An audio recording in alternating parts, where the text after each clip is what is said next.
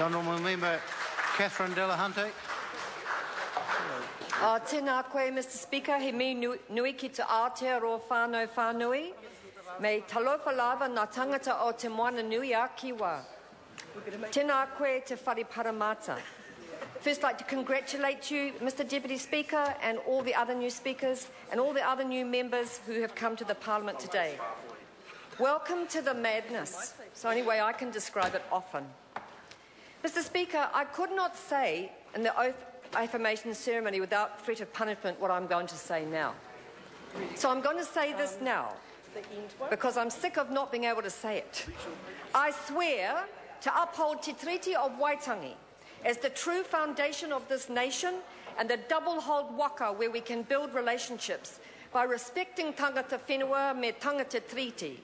One day, the Parliament will have the courage to reflect this unique taonga and our swearing in tikanga. In the meantime, ka whaiwhai tono mātou. Mr Speaker, I'm here speaking as myself and as an MP. It's not a contradiction. The Prime Minister has difficulty figuring out who he is. Some of us are very clear. I'm here to speak today about child poverty as the education spokesperson for the Greens. Child poverty has finally been acknowledged as a meme worthy of attention by our very reluctant government. We call it child poverty because the poverty of many adults has become acceptable. The beggars on Lambton Quay are invisible. It's business as usual that people should beg in the streets of Aotearoa now, to our shame. And we call it child poverty because the poverty of 260,000 children might have the power to prick the conscience of the comfortable.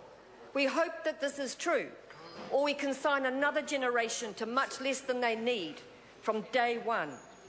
However, the focus groups have spoken to the government and cannot be ignored. Something must be measured and something must be done. Education can be a site for social justice action on child poverty, but the Treasury advice so far hasn't really made any difference. The 2007 advice to government was that feeding children at school would not help learning or attendance. Great work, the Treasury team. Let's test your theory and take you off breakfast and lunch every day at work, just for a month or so, just to see how you go. Will it affect the number crunching? Will it undermine morale? And will Treasury analysts become hungry and angry, or distracted and weakened and fail to provide advice to the country? Will those with no food feel ashamed and want to stay at home in hiding while the rest of the world eats their lunch? Will it matter? What about for the MPs? What if we went out without breakfast and lunch for a month? No sushi, my friends. No Lewis Road creamily chocolate milk. No Weet-Bix. What would happen to us? It's our kids we're talking about every day. Meanwhile, we've had the Prime Minister say that he will spend more on child poverty. The speech yesterday was very light on detail, so light that you could have missed that it was a priority at all. However, Radio New Zealand did get the Prime Minister to expand a little bit more this morning, and sounding pretty relaxed as usual, because it's only 15% of children needing breakfast every day. He denies it's really a crisis. However, he doesn't know whether they get lunch or dinner. He's just guessing. Child poverty action is not guessing. They say that it's a crisis. My own tour before the election of decile 1 to 4 schools last political term taught me that every school I visited was feeding children. In some cases, a large proportion, far more than 15% of the roll, were being fed every single day. Principals and teachers were providing lunch out of their own pockets, and what's more, some schools were taking the leftovers from the breakfast program to the mothers in the community to feed the preschoolers and the rest of the family. It is a slow, grinding, shameful process that we have left our children and families in a situation where those children's ability to concentrate and to learn is not working. They are hungry, and for goodness sake, we should feed them. The Green Party has some immediate and practical solutions to this one aspect of child poverty. We are delighted that Hone Harawera, who is a real loss to this Parliament, has gifted his Feed the Kids bill to Materia Ture, and I echo her words that we should unite in this Parliament, put aside ideology and support this bill, which would provide breakfast and lunch. The charities are doing their bit, but it's not reaching all children, and charity is not a solution. It's also not a solution to put more of our resources into measuring individual deprivation. They can dream up the 7 measures or whatever they call them, but that will lead to a labelling of a child who ticks the 7 boxes. Will they get lunch or a social worker? What about a child who only ticks the 4 boxes? Will they get half a lunch, half a social worker? It's not a system that's going to work. The ideological aversion to tie a universal approach to addressing poverty is doomed to failure. But I guess a whole lot of people can spend a lot of time and money working on their data-rich targeting agendas. If no one knows what that means, don't worry, I don't know what it means, but they talk about it all the time. Data-rich, targeting, agenda. Wonderful. It's meaningless and it won't feed anybody, but a lot of people can spend time on it. These are what we call faux solutions. The elephants stomping across this room are decent wages and benefits, affordable housing, job creation and access to a quality public education. Now, the Green School Hubs program is a great part of the solution and was well received by all the schools we visited. We would pay for a School Hubs coordinator to bring the people in the schools together to meet needs. We would provide resources for communities and schools to manage a lunch for all the children who need it. We would provide free Oscar and after-school care, a school nurse for our kids, which was available when I was young, many, many years ago. And also build 20 new early childhood centres on school grounds for all decile 1 to 4 schools and others who want to opt in.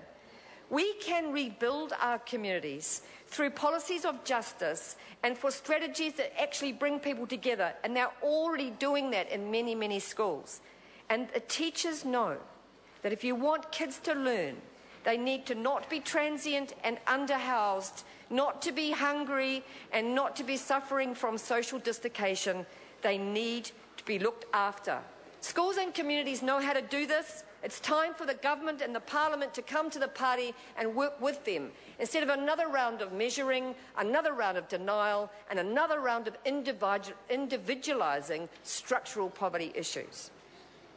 So, Mr. Speaker, I want to talk a little bit about my other portfolios as well as education. But we strongly believe in the Greens that we have the solutions to addressing poverty and that we will lead in our challenges this term of Parliament, and we will work with communities to make sure that our education policies and our child poverty programs will actually address the issues. One of the other portfolios I'm going to work on is water. Water is life. There is no life without water, and yet we are stripping our waterways, we are polluting our waterways, and we are taking away the essentials, not only the food but the water. Things are getting to an interesting dilemma in this country. I'm also going to be working on issues such as human rights, and including in that will be my campaign to stand up with the people of West Papua, who are experiencing genocide, a country not so far from here where there is no media freedom and where there's a trial of 2 French journalists happening right now, and where the people there are regularly locked up for raising their Morning Star flag. They can get 15 years in prison. So I'm going to be standing here for human rights. Also going to be standing here for Te Treaty and for toxic chemicals. Interesting combination. The treaty is not toxic, but the way in which we approach it is becoming toxic when we cannot even mention it properly in this House. So there is a lot of work to be done, and the Green Party is determined that this term we will be a positive, constructive, agenda-setting opposition. We will show leadership to a government who are in a very complacent state, a very comfortable mode, but who actually do not have the majority of people in this country voting for them. They do not have the support of all the nation, and they do not have the answers, and they do not have the plans. In the education portfolio, for example, there is no plan for early childhood. There's just the market. There's just Kiddie Corp.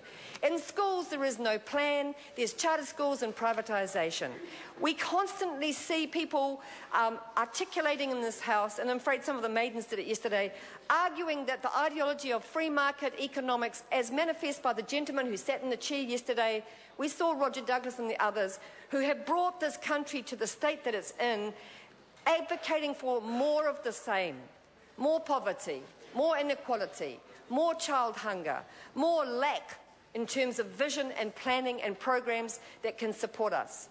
We don't believe the state will finish everything. We believe that the state and communities can address these issues, and we will stand up together on those issues with our communities. Kia ora tātou katoa.